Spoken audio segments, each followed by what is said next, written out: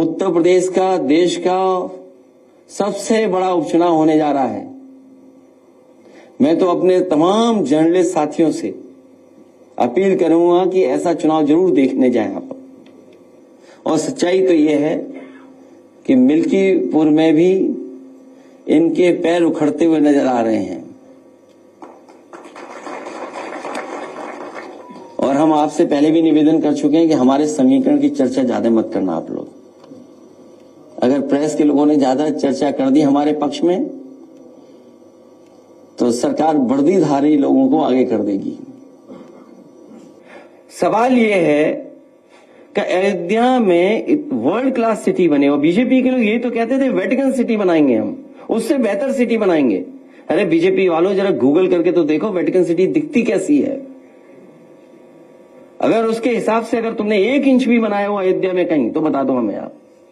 उन गरीबों को आप मार रहे हो, किसानों की जमीन छीन रहे हो जिनका जीवन यापन सदियों से वहीं होता आया है। इन्हें भगवान प्रभु श्री राम भी छोड़ेंगे नहीं, इनके खिलाफ भी भगवान श्री राम जी कुछ न कुछ करेंगे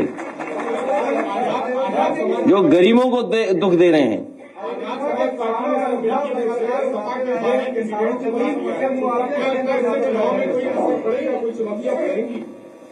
देखिए, समाजवादी पार्टी का प्रत्याशी पीडीए परिवार का है, वो लड़ने जा रहा है, वो मुकाबला कर रहा है। पिछले कई दिनों से काम हो रहा है हमारा, ऐतिहासिक जीत होने जा रही है। बस हमारा आपसे निवेदन है, हमारे समीकरण की आप चर्चा करते हो कई बार, हमें चैनल पर डर लगने लगता है।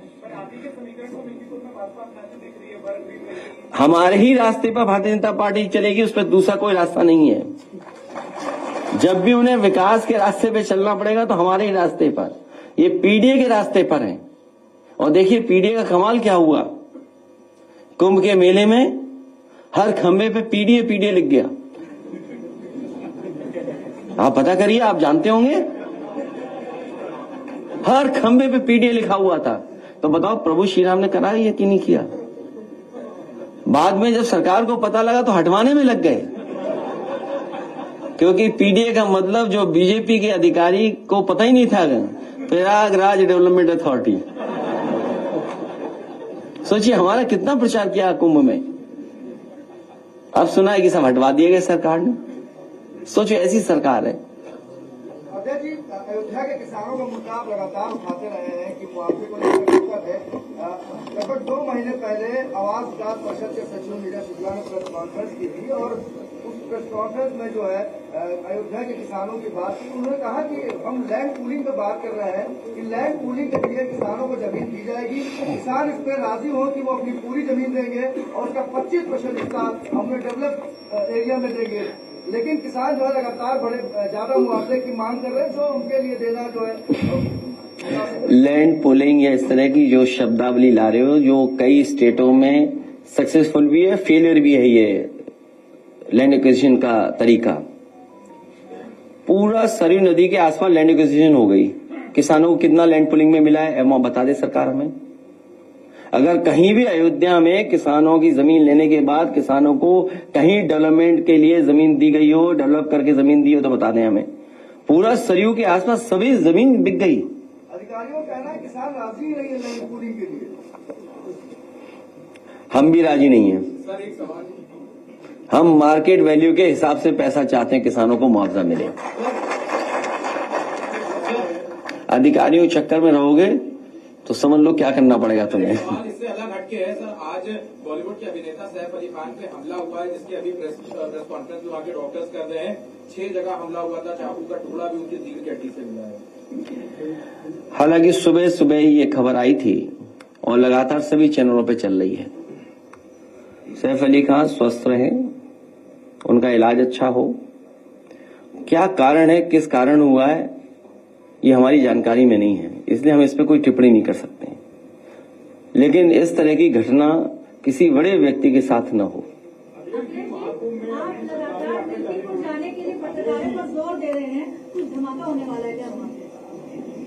नहीं, हम तो चाहते हैं कि फेयर इलेक्शन हो, इसलिए आपको भेज रहे हैं। रेलवे और बस से सिर्फ 16 लाख आदमी सफर कर पाए, तो क्या आप मानते हैं कि सरकार जो 3 करोड़ 4 करोड़ लोगों में डुबकी लगाने की बात कर रही है, ये लोग पैदल गए वहां तक? सरकार का हर आंकड़ा वो है फर्जी, और हमारा पत्रकार साथी सही बोल रहा है, हम इसको धन्यवाद देते हैं। कुछ ट्रेनें खाली आ रही हैं, सुनने में आया गोरखपुर वाली खाली ट्रेन गई है पूरी, और नहीं मानते भी वीडियो दिखा सकता हूं मैं आपको। नहीं वो छोड़िए, हम उन पे चर्चा नहीं करना चाहते, लेकिन ये बात मोटी मोटी मान लीजिए कि बीजेपी का हर आंकड़ा फर्जी है। याद कीजिए नोटबंदी में क्या कहा, भ्रष्टाचार कम हो जाएगा, काला धन खत्म हो जाएगा।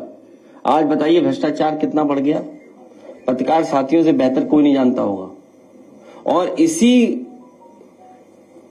नोटबंदी के बाद जीएसटी आ गया, जीएसटी से बताओ व्यापारियों का नुकसान हुआ कि नहीं हुआ, व्यापारी बर्बाद हो गया।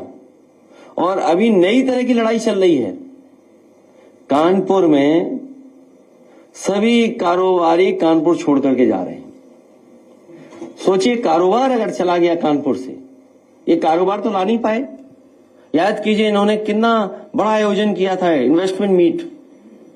इन्वेस्टमेंट मीट का तो कुछ हुआ नहीं, कोई इन्वेस्टमेंट स्टेट के पास नहीं आया। लेकिन जो कारोबारी पहले से थे, जिनका कारोबार हो रहा था, चल रहा था, वो कानपुर छोड़ करके जा रहे हैं, लखनऊ छोड़ करके जा रहे हैं। ये इनकी जीएसटी वसूली और इनके भ्रष्टाचार की वजह से छोड़ करके जा रहे हैं। जब ये खबरें और लोग जानेंगे तो जो उत्तर प्रदेश में इन्वेस्टमेंट करना भी चाहते थे, वो इस तरह की लूट और बेईमानी के बाद कोई भी यहां पर इन्वेस्ट करने नहीं आ रहा है। और सोचिए झगड़ा क्या है, झगड़ा पता नहीं क्या है। अभी गोरखपुर में एक उद्योगपति जो भारतीय जनता पार्टी के समर्थक थे बहुत, उनका छापा पड़ा, 600 करोड़ की टैक्स चोरी का सवाल उठाए, 200 करोड़ बढ़ा देते हैं। इसी तरह कानपुर वाले जानते होंगे, भारतीय जनता पार्टी के बहुत बड़े समर्थक, उनके यहां भी छापा पड़ा।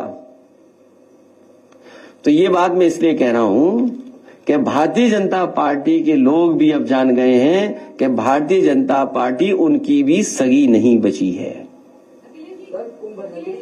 भाजपा नेता को पुलिस ने ट्वीट करके विरोध कर दिया, वो मैंने ट्वीट कर दिया, वो एसटीएफ का सवाल है। सर, नई दिल्ली में भाजपा के विधानसभा प्रत्याशी हैं प्रवेश वर्मा, झूठे बांट रहे मतदाताओं को। मैं कुछ नहीं कहूंगा उस पर। लखीमपुर में 6 मंत्रियों के साथ बीजेपी के, बाकी कोई छोड़ गए, इन्हें भी ले जाओ। हाँ भाई, मंत्रियों ने जब काम किया हो, आप बताइए जिस विभाग में सबसे ज्यादा भ्रष्टाचार है, गांव गांव या किसान बैठे होंगे, घर घर जल वाला, बताओ उस अधिकारी को प्रधानमंत्री सम्मानित कर रहे हैं। आप हमसे बेहतर समझते होंगे, पत्रकार साथी यहां बैठे हुए लोग। मंत्री नहीं बन पाया एक, जिस व्यक्ति को मंत्री बनना था नहीं मंत्री बना पाए, दूसरे को मंत्री बनाया गया। और जिस अधिकारी पे सबसे ज्यादा सवाल उठते हैं, उंगली उठते हैं, उसे बताओ प्रधानमंत्री का अवार्ड मिल रहा है। सोचिए आप। 4 बार मुख्यमंत्री जा चुके हैं दिल्ली को, आप कब जाएंगे? और हमारी तैयारी हो रही है। सर दिल्ली चुनाव प्रचार के लिए कब जाएंगे सर आप? चुनाव आने सामने की लड़ाई हो रही है, लेकिन दिल्ली में आपकी क्या भूमिका रहेगी? जाटों की सपोर्ट है या फिर चुनाव में प्रचार करते आप सबको दिखाई पड़ेगा? समाजवादी पार्टी का आप पार्टी को समर्थन है, इसका मतलब ये नहीं कि हम कांग्रेस के विरोध में खड़े हैं। जो हमारी रणनीति थी, जिस रणनीति के सहारे हम लोग काम कर रहे हैं, वो रणनीति यही बताती है कि आप ही पार्टी जो संघर्ष में है, और जिस मसले को लेकर के जहां से शुरुआत इंडिया गठबंधन हुआ है कि रीजनल पार्टी जो जहां मजबूत है उसके साथ खड़ा होगा। वीके न्यूज उत्तर प्रदेश उत्तराखंड, सच का सारथी।